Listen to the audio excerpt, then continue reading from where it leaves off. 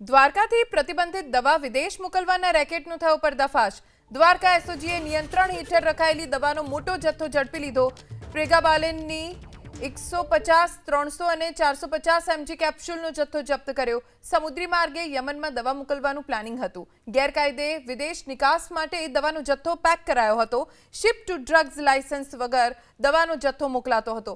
Import export licence વિના જ ગેરકાયદે દવા મોકલવાનું આખું રેકેટ ઝડપાયું। 9,50,000થી વધુ પ્રતિબંધિત કેપ્સ્યુલનો જથ્થો જપ્ત થયો છે।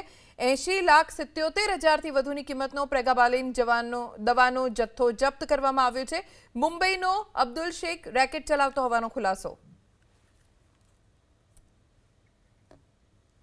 દવાનો મોટો જથ્થો જપ્ત કરીને આગળની કાર્યવાહી કરવામાં આવી છે। કોઈ લાયસન્સ ઇમ્પોર્ટ એક્સપોર્ટનું નહોતું લેવામાં આવ્યું। ડ્રગ્સનો જથ્થો મોકલવાનું કોઈ લાયસન્સ નહોતું અને છતાં પ્રતિબંધિત રીતે ગેરકાયદેસર આ દવાનો જથ્થો મોકલવાનું આખું ષડયંત્ર હતું। જો કે સમુદ્રી માર્ગે યમનમાં દવા મોકલવાનું પ્લાનિંગ સક્સેસ જાય એ પહેલા જ દવાનો મોટો જથ્થો ઝડપી પાડવામાં આવ્યો છે।